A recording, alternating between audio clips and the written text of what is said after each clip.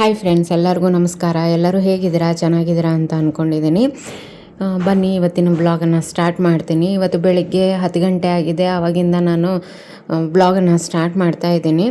ತಿಂಡಿ ಎಲ್ಲ ಮಾಡ್ಕೊಂಡಾದಮೇಲೆ ನೋಡಿ ಪಾತ್ರೆ ಎಲ್ಲ ತೊಳೆದಿಟ್ಟು ಹೋಗಿದ್ರು. ಹಬ್ಬ ಇರೋದ್ರಿಂದ ಪಾತ್ರೆ ಸ್ವಲ್ಪ ಜಾಸ್ತಿನೇ ಆಗಿಬಿಟ್ಟಿದೆ.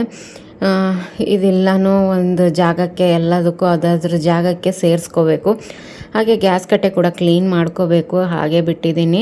ನಾನೊಂದು ಸ್ವಲ್ಪ ಪೂಜೆ ಮಾಡಿರುವಂಥ ಪಾತ್ರೆಗಳನ್ನ ಅಂದರೆ ಕೆಲವೊಂದು ಬೆಳ್ಳಿ ಸಾಮಾನು, ಹಿತ್ತಾಳೆ ಸಾಮಾನೆಲ್ಲ ನಾನೇ ತೊಳ್ಕೊತೀನಿ. ಅದನ್ನೆಲ್ಲ ತೊಳೆದು ಎತ್ತಿಟ್ಟೆ. ಈಗ ಅದನ್ನೆಲ್ಲ ಒರೆಸ್ಕೋಬೇಕು. ನಾನು ಬೆಳ್ಳಿ ಸಾಮಾನನ್ನ ಕ್ಲೀನ್ ಮಾಡ್ಕೊಳೋದಕ್ಕೆ ಈ ಸಿಲ್ವರ್ ಡಿಪ್ಪನ್ನು ಯೂಸ್ ಮಾಡ್ತೀನಿ. ಇದು ಮೋದಿ ಕೇರ್ ಅವ್ರದ್ದು. ನಾನು ಲೋಕಲ್ ಶಾಪಲ್ಲಿ ತೊಗೊಂಡಿದ್ದೀನಿ. ಇದನ್ನು ಆನ್ಲೈನಲ್ಲೂ ಸಿಗುತ್ತೆ. 250ಗೆ ತೊಗೊಂಡು ಬಂದಿದ್ದು ನಾನು. ತುಂಬ ಚೆನ್ನಾಗಿ ಕ್ಲೀನ್ ಆಗುತ್ತೆ, ಎಫರ್ಟ್ಲೆಸ್ ಅಂತಲೇ ಹೇಳ್ಬೋದು. ಇಲ್ಲ ಅಂದರೆ ಮನೆಯಲ್ಲೂ ಕೂಡ ನೀವು ಇದನ್ನು ಲಿಕ್ವಿಡ್ ಮಾಡಿಕೊಂಡು ಬೇರೆ ರೀತಿ ನೀವು ಮಾಡ್ಕೋಬೋದು. ಎಲ್ಲನೂ ಎತ್ತಿಟ್ಟಿದ್ದೀನಿ ನೋಡಿ. ನಾಳೆಗೆ ರುದ್ರಾಭಿಷೇಕ ಪೂಜೆ ಮಾಡಿಸೋಣ ಅಂತ ಇದ್ದೆ. ಅದಕ್ಕೆ ದೇವ್ರ ಮನೆಯಲ್ಲಿ ಏನೇನು ಸಾಮಾನು ಬೇಕೋ ಅದೆಲ್ಲನೂ ಎತ್ತಿಟ್ಕೊಂಡಿದ್ದೀನಿ.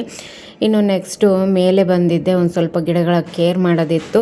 ಹಾಗೆ ಒಂದು ಸ್ವಲ್ಪ ಮೊಸರನ್ನ ಎತ್ತಿಟ್ಟಿದ್ದೆ ಒಂದು 3 ದಿನದಿಂದ. ಹುಳಿ ಬಂದಿದೆ. ಈಗ ಅದನ್ನು ಗಿಡಗಳಿಗೆ ಹಾಕಬೇಕಿತ್ತು. ಅದಕ್ಕೋಸ್ಕರ ಇದನ್ನು ನೀರಲ್ಲಿ ಹಾಕಿ ಎತ್ತಿಡ್ತಾ ಇದ್ದೀನಿ.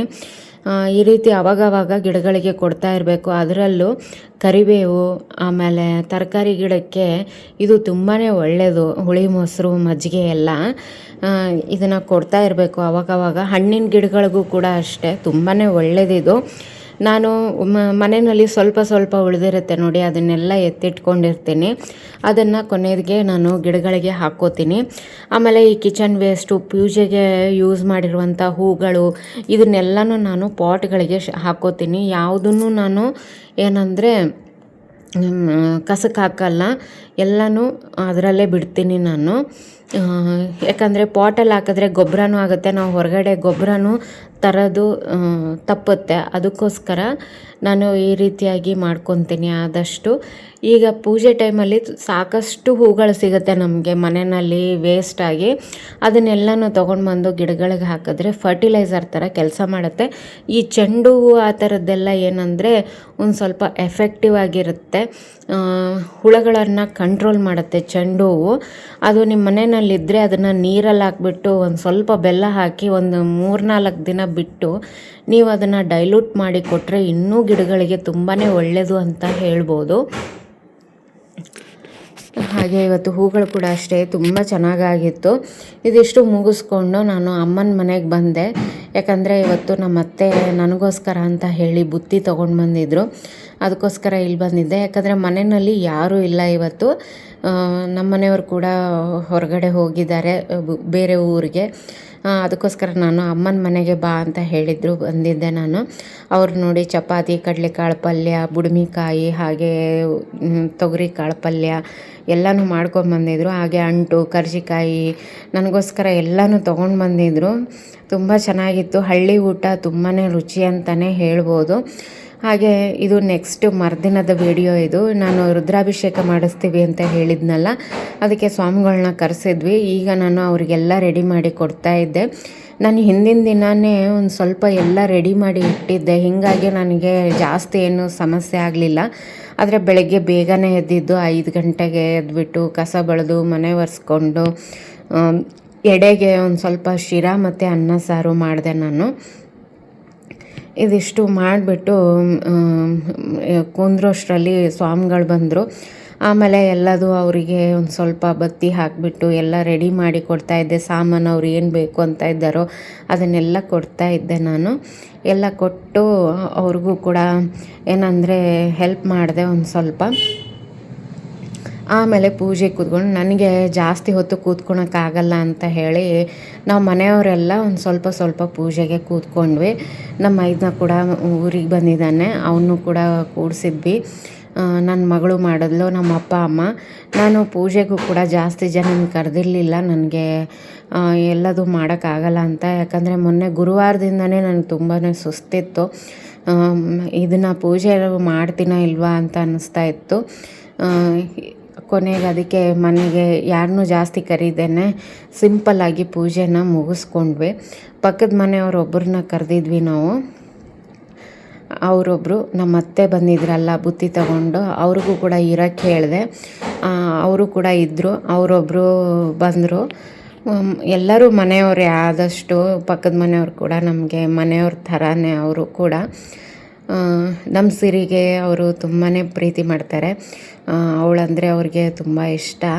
ಹಾಗಾಗಿ ಅವರು ಕೂಡ ಬಂದಿದ್ದರು. ಸಂಕ್ಷಿಪ್ತವಾಗಿ ತುಂಬ ಚೆನ್ನಾಗಾಯಿತು. ಸ್ವಾಮಿಗಳು ತುಂಬ ಚೆನ್ನಾಗಿ ಏನಂದರೆ ತುಂಬ ನೆಮ್ಮದಿಯಿಂದ ಪೂಜೆ ಮಾಡಿದ್ರು. ಅವಸರ ಮಾಡಲಿಲ್ಲ. ಆ ರೀತಿ ಅವಸರ ಮಾಡದೆ ನಿಧಾನವಾಗಿ ಮಾಡಿದ್ರೆ ಪೂಜೆಗಳೆಲ್ಲನೂ ಚೆನ್ನಾಗಾಗುತ್ತೆ. ಅದಕ್ಕೆ ಮೊದಲೇ ನನಗೆ ಪೂಜೆ ಮಾಡಿಸ್ಬಿಟ್ರು, ಯಾಕಂದರೆ ಜಾಸ್ತಿ ಹೊತ್ತು ಕೂತ್ಕೊಳಕ್ಕಾಗಲ್ಲ ಅಂತ. ಆಮೇಲೆ ಒಬ್ಬೊಬ್ಬರನ್ನೇ ಎಲ್ಲರಿಗೂ ಕೂಡಿಸಿ ಮಾಡಿಸಿದ್ರು. ನನ್ನ ಮಗಳಿಗೆ ಈ ಥರದ್ದು ಪೂಜೆ ಅದು ಅಂದರೆ ತುಂಬಾ ಇಷ್ಟ. ಅವಳಿಗೆ ಎಲ್ಲನೂ ಮಾಡ್ತಾಳೆ ಅವಳಿಗೆ ಇಷ್ಟ ಆಗುತ್ತೆ. ಆಮೇಲೆ ಕಲ್ತ್ಕೋಬೇಕು ಅನ್ನೋದು ಕ್ಯೂರಿಯಾಸಿಟಿ ಆಯಿತು, ಕಲಿಬೇಕು ಅನ್ನುವಂಥ ಆಸಕ್ತಿ ಆಯಿತು, ಎಲ್ಲನೂ ಇದೆ ಅವಳಿಗೆ. ನೋಡಿ, ನಾನು ಅಭಿಷೇಕ ಮಾಡ್ತಾ ಇದ್ನಲ್ಲ, ಹಾಗಾಗಿ ಅವಳು ಕೂಡ ನಾನು ಮಾಡ್ತೀನಿ ಅಂತ ಅಂದ್ಲು. ಅವಳ ಕಡೆನೂ ಮಾಡಿಸೋಣ ಅಂತ ಹೇಳಿ ಇವತ್ತು ಅವಳ ಕಡೆನೂ ಮಾಡಿಸ್ದೆ ನಾನು. ಇಷ್ಟಪಡ್ತಾಳೆ ಅವಳು ಈ ರೀತಿಯಾಗಿ ಹಬ್ಬ ಪೂಜೆ ಈ ಥರ ಮಾಡೋದು, ಕಲಿಯೋದು ತುಂಬಾ ಇಷ್ಟ. ಮಕ್ಳಿಗೆ ಈ ರೀತಿ ಇಂಟ್ರೆಸ್ಟ್ ಇರಬೇಕು. ಸ್ವಾಮಿಗಳು ಕೂಡ ಹೇಳ್ತಾಯಿದ್ರು, ಮಕ್ಕಳು ಈಗ ಬರೀ ಮೊಬೈಲಲ್ಲೇ ಇರ್ತಾರೆ, ಆದರೆ ಇವಳು ಇಷ್ಟೊತ್ತವರೆಗೂ ಪೂಜೆಗೆಲ್ಲ ಕೂತ್ಕೊಂಡ್ಳು, ಮಂತ್ರ ಹೇಳ್ತಾಳೆ, ಶ್ಲೋಕ ಹೇಳ್ತಾಳೆ, ತುಂಬಾ ಚೆನ್ನಾಗಿ ಕಲ್ತಿದ್ದಾಳೆ ಎಲ್ಲನೂ. ಇಲ್ಲಾಂದರೆ ಯಾವ ಮಕ್ಕಳು ಇಷ್ಟೊತ್ತು ಕೂತ್ಕೊಳಲ್ಲ ಪೂಜೆಗೆ ಅಂತ ಹೇಳಿದ್ರು. ತುಂಬಾ ಖುಷಿ ಅನ್ನಿಸ್ತು ಅವ್ರು ಹಾಗೆ ಹೇಳಿದಾಗ. ಕೆಲವೊಮ್ಮೆ ನಾವು ಏನು ಕಲಿಸ್ತೀವಿ ಅನ್ನೋದು ತುಂಬಾ ಇಂಪಾರ್ಟೆಂಟ್ ಆಗುತ್ತೆ. ನಾವು ಕಲಿಸಿದ್ರು ಕೆಲವೊಂದು ಸರಿ ಮಕ್ಕಳು ಕಲಿಯಲ್ಲ. ಆದಷ್ಟು ನಾವು ಮೊಬೈಲ್ನ ಅವಾಯ್ಡ್ ಮಾಡಬೇಕು. ಮೊಬೈಲು ಮತ್ತು ಟಿ ವಿನ ಅವಾಯ್ಡ್ ಎಷ್ಟು ಮಾಡ್ತೀವಲ್ಲ ಅಷ್ಟು ಒಳ್ಳೆಯದು. ಪೂರ್ತಿಯಾಗಿ ಬಿಡ್ಸೋಕ್ಕಾಗಲ್ಲ, ಕ್ರಮೇಣ ಸ್ವಲ್ಪನಾದರೂ ಬಿಡಿಸ್ಬೇಕಾಗತ್ತೆ. ಇಲ್ಲಾಂದರೆ ಅದಕ್ಕೆ ಅಟ್ಯಾಚ್ ಆಗಿಬಿಡ್ತಾರೆ ಮಕ್ಕಳು. ಏನಂದರೆ ಮೊಬೈಲ್ ಬಿಡಿಸ್ಬೇಕು ಅಂದರೆ ನಾವು ಏನಾದರೂ ಅದಕ್ಕೆ ಅಲ್ಟರ್ನೇಟಾಗಿ ಹುಡುಕಿ ಮಕ್ಕಳಿಗೆ ಕೊಡಬೇಕು. ಅಂದರೆ ಮಾತ್ರ ಮಕ್ಕಳು ಅದನ್ನು ಬಿಡ್ತಾರೆ, ಇಲ್ಲಾಂದರೆ ಸಾಧ್ಯನೇ ಇಲ್ಲ ಬಿಡೋದಕ್ಕೆ. ಇದಿಷ್ಟು ಪೂಜೆ ಎಲ್ಲ ನಾನು ಒಂದು ಸರಿ ನಂದು ಮುಗಿದ ತಕ್ಷಣ ನಮ್ಮ ಮನೆಯವರು ಮತ್ತು ಮಗಳು ಇಬ್ಬರು ಮಾಡಿದ್ರು ಅವರು. ಆಮೇಲೆ ನಮ್ಮ ಮೈದನ ಬಂದು ಕೂತ್ಕೊಂಡ. ಆಮೇಲೆ ಅಪ್ಪ ಅಮ್ಮ ಅಷ್ಟು ಜನ ನಾವು ಅಭಿಷೇಕ ಮಾಡಿದ್ವಿ. ನಮ್ಮ ಕಡೆನೇ ಮಾಡಿಸಿದ್ರು ಅವರು. ಆಮೇಲೆ ಅವರು 2 ತೆಂಗೆ ಇಟ್ಟು ಪೂಜೆ ಮಾಡಿದಾರಲ್ಲ, ಅದೇನಂದರೆ ಶಿವ ಪಾರ್ವತಿ ಅಂತ ಹೇಳಿದ್ರು ಅವರು. ತುಂಬ ಚೆನ್ನಾಗಿ ನೀಟಾಗಿ ಅರ್ಥ ಮಾಡಿಸಿ ಪೂಜೆ ಎಲ್ಲ ಮಾಡಿದ್ರು. ತುಂಬ ಚೆನ್ನಾಗಿ ಮಾಡಿದರು ಅವರು. ಸಿಂಪಲಾಗಿ ಮಾಡಿದರು, ತುಂಬ ಚೆನ್ನಾಗಿ ಮಾಡಿದರು. ಖುಷಿ ಅನ್ನಿಸ್ತು.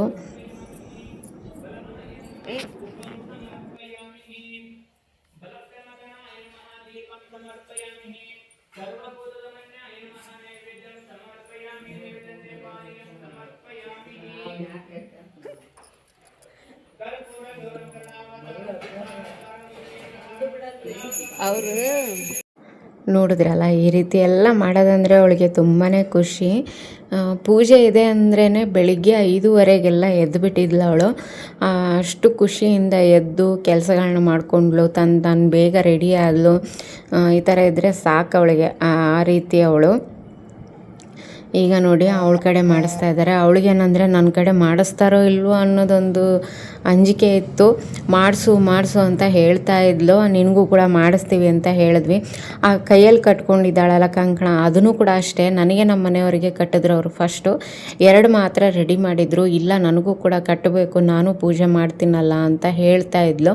ಅದಕ್ಕೋಸ್ಕರ ಅವಳಿಗೂ ಕೂಡ ಮತ್ತೆ ಅದೊಂದು ರೆಡಿ ಮಾಡಿಬಿಟ್ಟು ಅದನ್ನು ಕೂಡ ಅವರು ಮಾಡಿಕೊಟ್ರು. ಅವಳು ಕಟ್ಕೊಂಡ್ಳು. ಅದು ಕಟ್ಕೊಂಡ ತಕ್ಷಣವೇ ತುಂಬಾ ಖುಷಿ ಆಯಿತು. ತಾನು ಏನೋ ಒಂದು ಇದನ್ನು ಮಾಡಿದ್ದೀನಿ ಅನ್ನೋದೊಂದು ಖುಷಿ ಇತ್ತು ಅವಳಿಗೆ.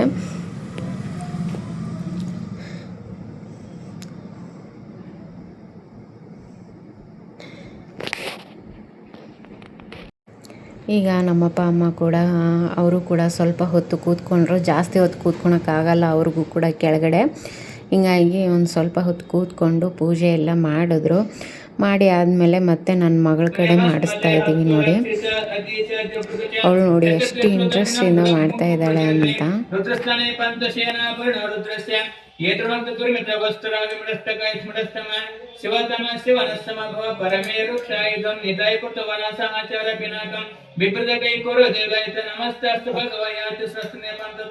सहस्राणि सहस्रादभवते ताशमिषो भगपराचिं कृति गर्भाच में वस्ताच में त्रवीच में दोते च में पंचेतवंत च बेंगन भयांगं शच्य दिशोरो ऋतुदशते संप्रसयोजनेव धर्मयतंचे ब्रह्मरुद्रकयो प्रतिवंतर्कितिवेश्च मानो वार्तोस्तभ्यदश प्रातस्तभ्यं पडन्ते जम्बे ओम कैलासवासिने नमः ओम कवचनीये नमः ओम कठोराय नमः ओम त्रिपुरंतकाय नमः ओम ऋषभकाय नमः ओम ऋषभरूढाय नमः ओम भस्मद्रुत विग्रहाय नमः ओम सामप्रियाय नमः ओम सुरमयाय नमः ओम त्रिमूर्तये नमः ओम अंजनीश्वराय नमः ओम सर्वज्ञाय नमः ओम परमात्मने नमः ओम सोमसूरालोचनाय नमः ओम अविषे नमः ओम यज्ञपतये नमः ओम ಸ್ವಾಮಿಗಳು ಮಂತ್ರ ಹೇಳೋದಕ್ಕಿಂತ ನನ್ನ ಮಗಳು ಓಂ ನಮಃ ಶಿವಾಯ ಅನ್ನೋದೇ ಜಾಸ್ತಿ ಕೇಳ್ತಾ ಇತ್ತು. ಅಷ್ಟು ಜೋರಾಗಿ ಹೇಳ್ತಾ ಇದ್ಲು ಅವಳು. ಪೂಜೆ ಎಲ್ಲ ಮುಗಿಸ್ಕೊಂಡ್ವಿ. ಈ ವಿಡಿಯೋನ ನಾನು ಇಲ್ಲೇ ಮುಗಿಸ್ತೀನಿ. ಮತ್ತು ನಿಮಗೆ ನಾಳೆ ಸಿಗ್ತೀನಿ ನಾನು. ಈ ವಿಡಿಯೋ ಇಷ್ಟ ಆಗಿದ್ದರೆ ಒಂದು ಲೈಕ್ ಮಾಡಿ ಫ್ರೆಂಡ್ಸ್. ಇನ್ನೂ ತನಕ ನನ್ನ ಚಾನಲ್ ಸಬ್ಸ್ಕ್ರೈಬ್ ಮಾಡ್ಕೊಂಡಿಲ್ಲ ಅಂದರೆ ದಯವಿಟ್ಟು ಸಬ್ಸ್ಕ್ರೈಬ್ ಮಾಡಿಕೊಂಡು ವಿಡಿಯೋಗಳನ್ನು ನೋಡಿ ಸಪೋರ್ಟ್ ಮಾಡಿ ಅಂತ ಹೇಳ್ತೀನಿ. Thank you friends. Bye friends. ಮತ್ತೆ ನಿಮಗೆ ನೆಕ್ಸ್ಟ್ ವಿಡಿಯೋದಲ್ಲಿ ಸಿಗ್ತೀನಿ.